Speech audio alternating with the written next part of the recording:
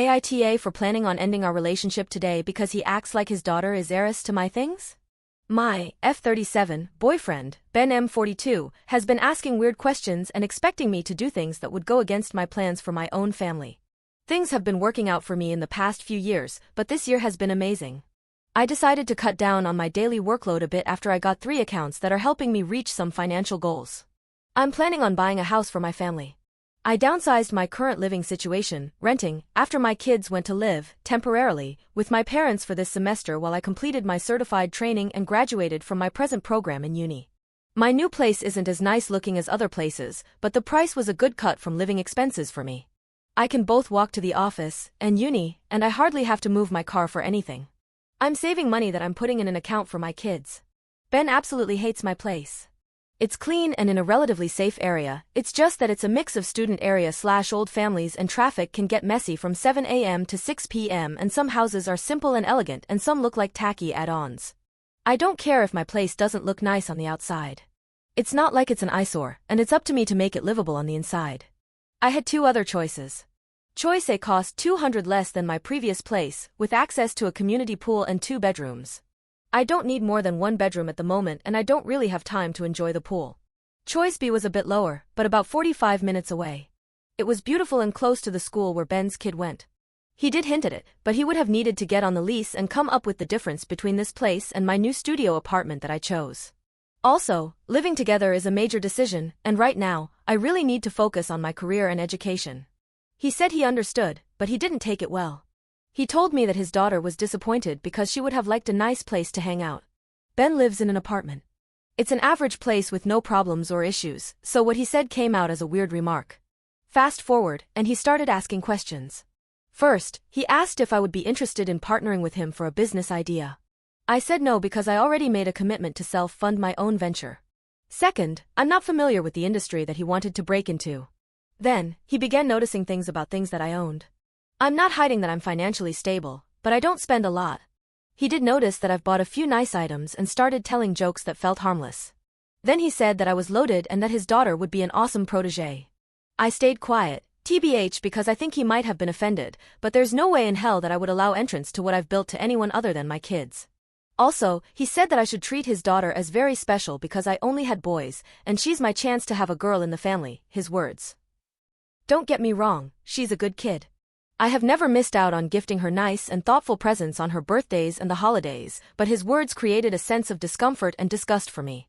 It felt like reverse sexism, and I told him. She and I have a decent relationship, but there's no way that I will give her access to my money if that means to treat her as my own. I know this sounds very wrong, but it's how I feel. She's not the kind of kid who's a bully or nasty or anything, but she's not my child, and every time that he asks for things, I feel like he's trying to get me to take from my kids to give to her. It happened again when I gave her a short-term weekend job. The office cleaning lady wasn't available, so I hired his daughter for a Saturday cleaning. She did a good job, I paid her, and took her to the mall to get her some makeup that she wanted, and she came back next weekend.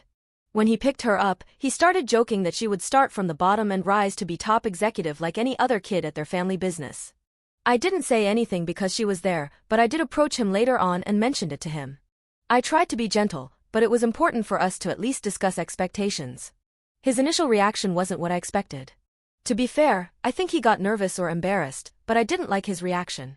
So he said something about me potentially putting her in my will. I'd like to clarify that he laughed, so I think it was a joke, but I also think that he wouldn't have clarified if I'd gone along. I simply stayed quiet and told him that I cared about his daughter, but it isn't fair to create any expectations. I've worked so hard to give my kids a better future, and it's taken me over 10 years, and the fact that he only sees the results without taking my past and my ordeal into consideration feels disrespectful. I also mentioned how he wanted me to change my budget and plans for a different property while he knew that moving together isn't an option, and that he stayed silent when I mentioned he would have needed to pay the difference on the lease. Also, I mentioned that I would not make unnecessary sacrifices. Nothing else was said. He stormed out of my car and, this is why I feel like the a-hole here, started walking with his hand in his pocket and a weak smirk. I had to drive slowly next to him to convince him to get back inside the car because I hate Dr. David Banner scenes. He looked like a kicked puppy. After I dropped him off, he has been sending me texts about being disconnected from what a blended family actually is, showing that I think his daughter is inferior, being a hypocrite, and bullying. This has disturbed my inner peace because I'm just defending whatever legacy I have built, and having to do it against my partner just doesn't feel right. We talked about it, and he apologized, and I did the same in case I was too harsh. He said we could find some middle ground, and I was open to it. When he talked about helping him create a business for his daughter, I began to get angry because, again, it would be sweat equity for me. I declined because I did all the sweating I had to, but it was for me, and what he's asking just isn't fair. It's a responsibility, and I truly like to do things appropriately. I don't want to say yes and do it half-ass, and I don't want to work for free. I also don't want to mix anything between business and pleasure because it's my network and my contacts, and again, it could go very nice and well or it could be a shit show, and I don't want that. I'm also concerned that he will ramp up and keep asking and asking for things. He said that if I don't help, he will feel like we will never build anything together. I said he needed to hire a consultant, but he stayed quiet, so I told him that he shouldn't place the responsibility of his present situation on me. He said that I'm probably blinded by my success, but that one day, I'll wake up single and lonely. I asked if he was threatening to leave me, and he said I'm not acting like a helpful partner. I asked for a break, and he freaked out. I'm just trying to keep my mental health in check because his constant asking and jokes have made me anxious. Also, I'm very angry and thinking that he just wants a handout. I texted him this morning asking to talk. I want to break up. He said he hopes I'm not planning on dumping him because it would mean that I just tricked him into a break. He posted something about his own mental health today. AITA for deciding to end things? We haven't talked yet, but that's my intention. I don't see his kid as inferior at all. I just want to keep my money out of it. Edit. To the judgmental people calling me names for letting my kids live with my parents for this semester only, please enlighten me. Would it be a great option to reject a good opportunity and finish my education to gain your approval? Right, because not doing my best to give them a good financial start in life is a better option. Also, where did you get that I'm an absent mother? Did I say that I don't see them or spend time with them? To those who offer advice, thank you.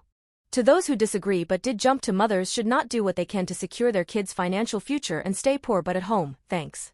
Update. We formally broke up today, and he made it very difficult to focus on our conversation. He interrupted me every 5 seconds and was in denial for almost half of it. I asked to meet at a small restaurant, public place strategy, to avoid any type of drama.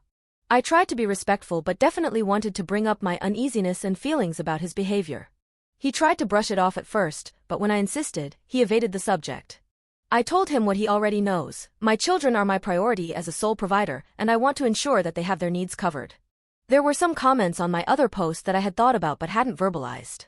Like, what would he inherit my kids, or what's his plan for his own kid? I know he doesn't have much, but that's no excuse.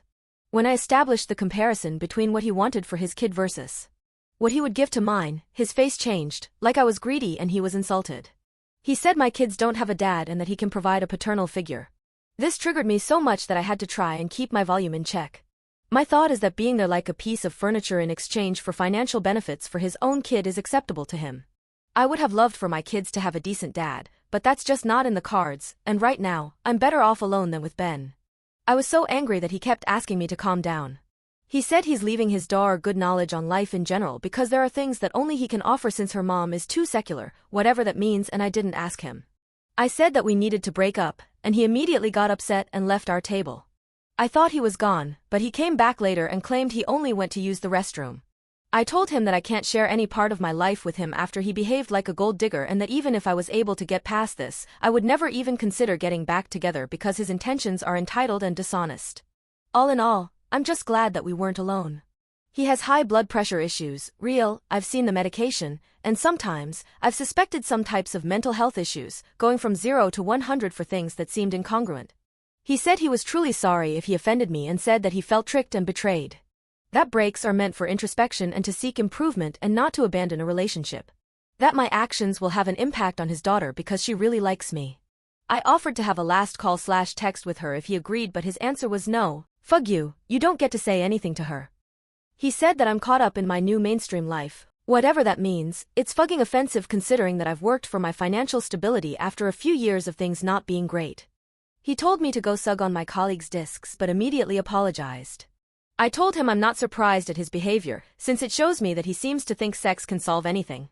I also said that since he was being gross and vulgar, I'm learning just now that men like him are unfuckable, homosexual, handout seekers, and insincere. And that I will never date someone who is not financially stable, ever again, because this is a huge lesson. I wish that I could say that I had left him sitting alone at the table, but he left first.